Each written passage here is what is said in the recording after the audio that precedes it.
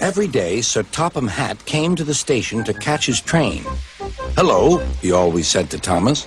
"Don't let the silly freight cars tease you. Remember, you have an important job as a special helper in the train yard."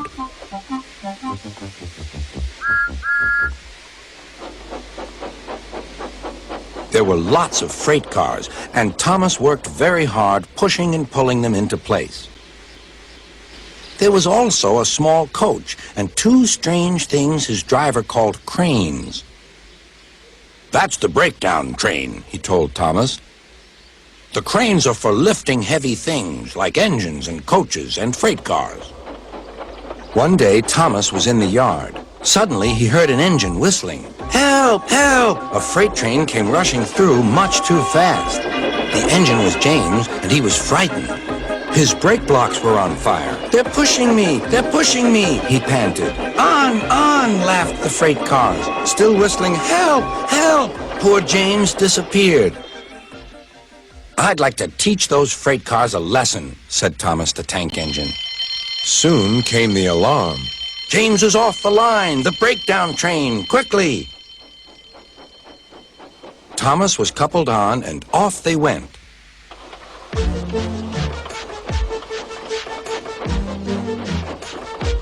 Thomas worked his hardest. "Hurry, hurry, hurry," he puffed. He wasn't pretending to be like Gordon. He really meant it. "Bother those freight cars and their tricks. I hope poor James isn't hurt."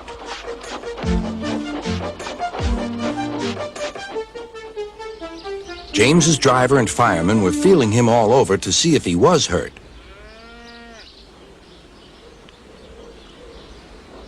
"Never mind, James," they said. "It was those silly freight cars and your old wooden brakes that caused the accident." Thomas pushed the breakdown train alongside. Then he pulled away the unhurt freight cars. "Oh dear! Oh dear!" they groaned. "Serves you right! Serves you right!" puffed Thomas. He was hard at work, puffing backwards and forwards all afternoon. "This'll teach you a lesson, this'll teach you a lesson," he told the freight car.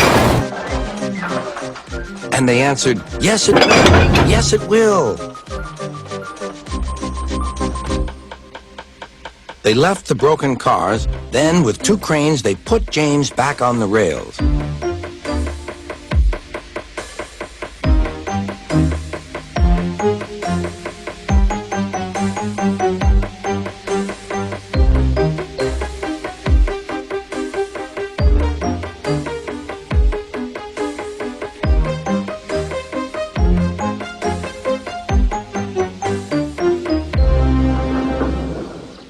He tried to move, but he couldn't, so Thomas helped him back to the shed.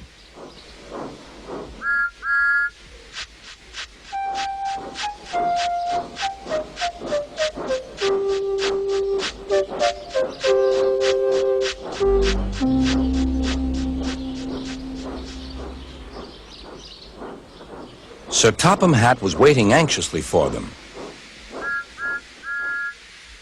"Well, Thomas," he said, "I've heard all about it, and I'm very pleased with you. You're a really useful engine. James shall have some proper brakes and a new coat of paint, and you shall have a branch line all to yourself." "Oh, thank you, sir," said Thomas. Now Thomas is as happy as can be. He has a branch line and two coaches called Annie and Clarabelle. He puffs proudly backwards and forwards with them all day.